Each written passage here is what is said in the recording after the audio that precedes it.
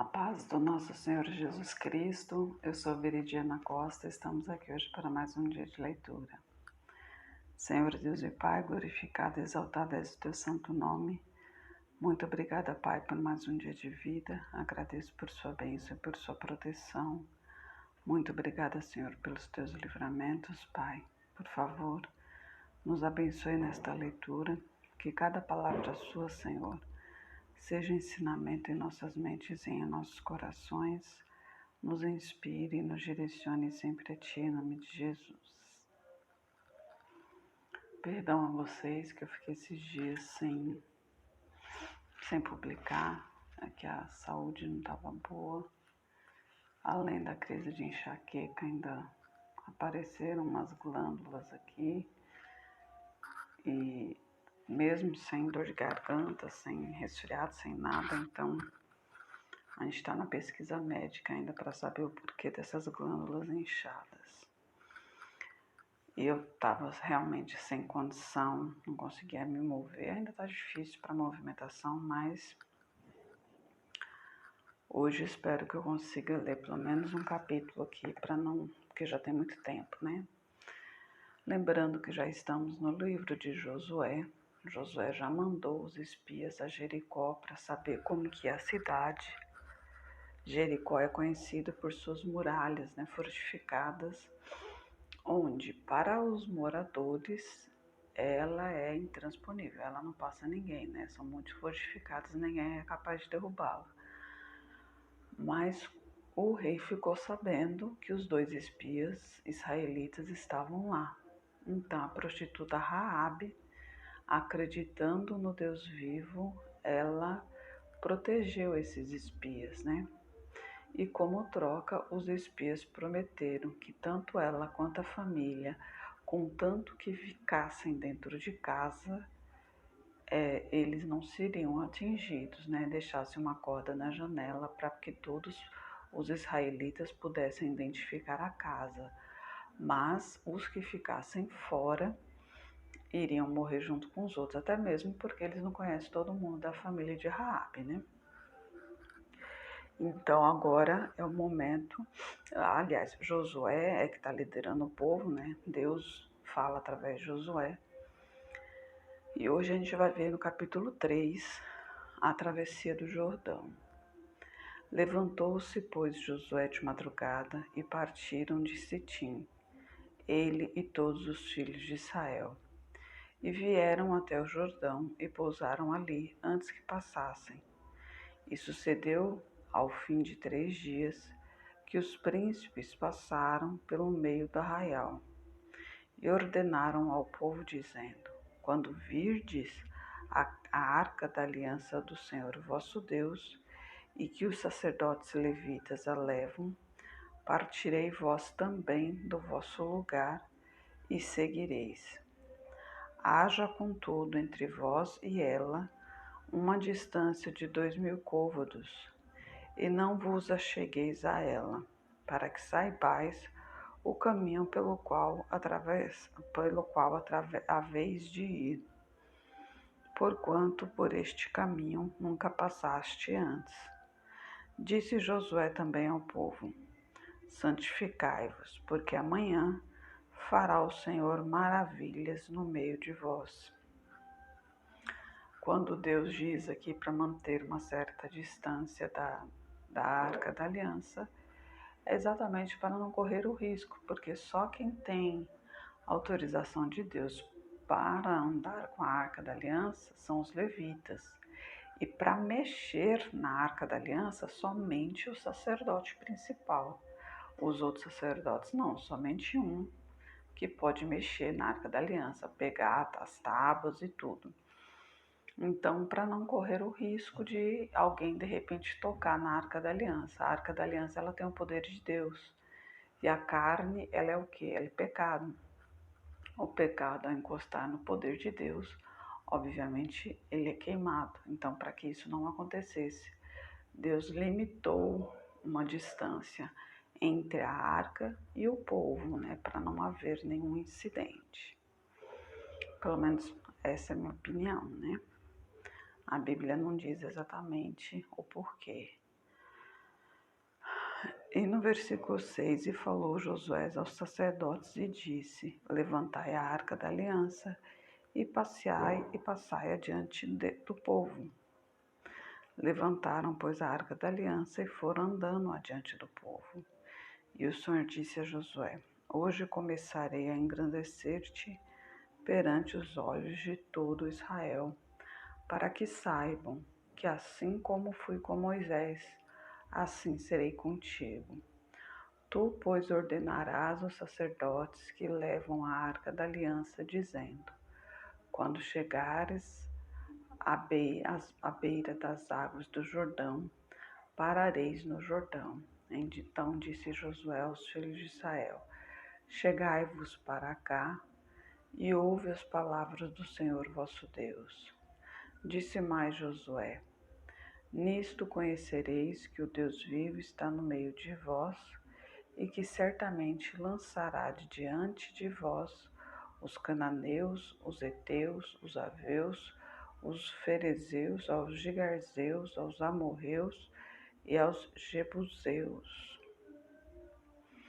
Eis que a arca da aliança do Senhor de toda a terra passará o Jordão diante de vós. Tomai, pois, agora 12 homens das tribos de Israel, de cada tribo um homem, porque há de acontecer que assim que as plantas dos pés dos sacerdotes que levam a arca do Senhor, o Senhor de toda a terra, repousem nas águas do Jordão, se separarão as águas do Jordão, e as águas que vêm de cima pararão amontoadas. E aconteceu que, partindo o povo de Deus das suas tendas para passar o Jordão, levaram os sacerdotes a arca da aliança diante do povo. E quando os que levavam a arca chegaram ao Jordão, e seus pés se molharam na beira da água, porque o Jordão transpassava sobre todas as suas ribanceiras todos os dias a ceifa, pararam-se as águas que vinham de cima. Levantaram-se num montão, muito longe da cidade de Adã, que está do lado de Sartã, e as que desciam ao mar das Campinas, que é o mar salgado, foram de todos separados. Então passou o povo em frente de Jericó. Porém, os sacerdotes que levavam a arca da aliança do Senhor pararam firmes em seco, no meio do Jordão, e todo Israel passou a seco, até que todo o povo acabou de passar o Jordão. Que palavra maravilhosa, né, gente? Desculpa não poder continuar, mas o importante é que a gente não pode deixar passar em branco. Amanhã a gente vai ver sobre as 12 pedras tiradas do Jordão. Eu ainda estou sentindo muita dor aqui, então é difícil para continuar a leitura, mas o importante é que hoje a gente conseguiu ler pelo menos um capítulo e ver como Deus é maravilhoso, né? Ele abriu o Mar Vermelho para a passagem dos israelitas para fugirem de Faraó, e agora ele abriu o Jordão para que os israelitas tomassem posse de suas terras, né? Que lhe pertenciam por herança. Quando Deus promete, Deus cumpre, né? Deus não é homem de falhar com sua palavra. Eu sempre digo, né? As pessoas, o meu esposo, eu sempre falo, nunca prometa nada. Porque se chegar o dia e você tiver condições de fazer, você faz. Sem promessas, você faz. Agora, se você prometeu, você tem que cumprir. Pode chover céus e terras, mas você tem que cumprir. Então, nunca prometa se você não sabe se vai alcançar, se vai conseguir, como que se diz, se vai conseguir realizar essa promessa ou não. E Deus diz, né? Tem até a lei sobre isso, sobre o voto. Quem faz voto com Deus, mas está sozinho, não tem obrigação, mas eu não me lembro onde que é isso, mas talvez esteja até em Moisés, né? Quando ele estava lendo as leis. Mas quem faz um voto a Deus e tem as testemunhas, aí é diferente, né? No caso das moças, por exemplo, se o pai concordar, então ela tem que cumprir esse voto, independente de qualquer coisa, ela tem que cumprir. Então tome muito cuidado com as tuas palavras, né? Às vezes num momento num momento delicado, num momento, às vezes você quer somente consolar uma pessoa e de repente você acaba fazendo promessas que não se pode cumprir. Então vigiai a boca, né? Jesus, como fala que Jesus tome conta da minha língua, para que eu não profira palavras nem contra ele, né? E nem palavras que eu possa se arrepender depois, porque palavra jogada ao vento não volta atrás. Lembre-se que palavra tem poder, né? Deus fez o mundo através do quê? Através da palavra. Ele disse, haja luz e houve luz. Ele disse, haja terra e houve terra. Então, nisso a gente vê que a palavra ela tem poder. Então, não jogue palavras ao vento. Se for para ficar falando besteira, falar abobrinhas, como dizem, feche a boca. Deus nos deu uma boca e 2 ouvidos, ou seja, para falar menos e ouvir mais. E infelizmente muitas discussões acontecem exatamente por isso, porque as pessoas não ouvem, elas só querem falar. Acaba sendo um monólogo, só um fala e o outro já não tem mais paciência de ouvir, porque é sempre a mesma ladainha. Então pense bem, ouve mais, observe mais. Não tenha pressa, né? As coisas do mundo. A única pressa que você deve ter é buscar a Jesus Cristo, porque ele diz, né? Buscai-me enquanto se pode achar.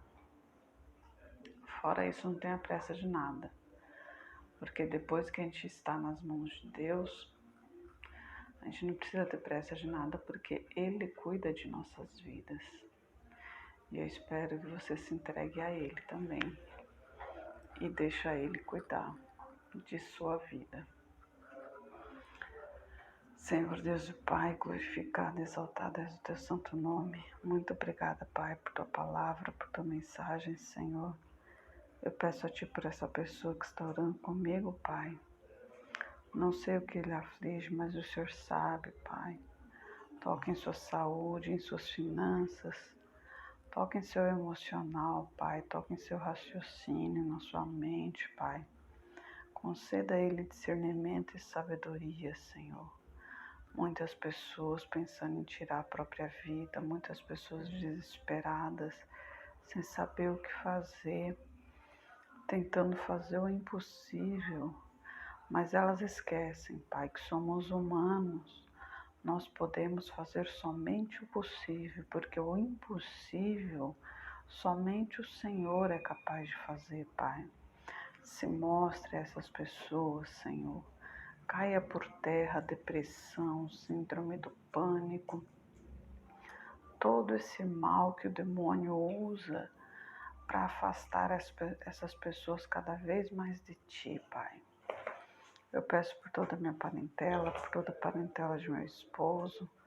Derrama a tua unção sobre cada um deles, Pai. Manifeste o teu poder na vida de cada um e traga todos para o seu caminho. Peço a Ti, Pai, pelos nossos governantes, pelas nossas autoridades, que os Teus anjos estejam guiando cada um deles de acordo com a Tua vontade. Peço a Ti pelos Teus filhos. Por favor, Pai, nos capacite cada vez mais para proclamarmos o Teu Evangelho. É o que eu oro em nome de Jesus. Amém. E esse barulhinho de água no fundo aí é minha pequenininha tomando água.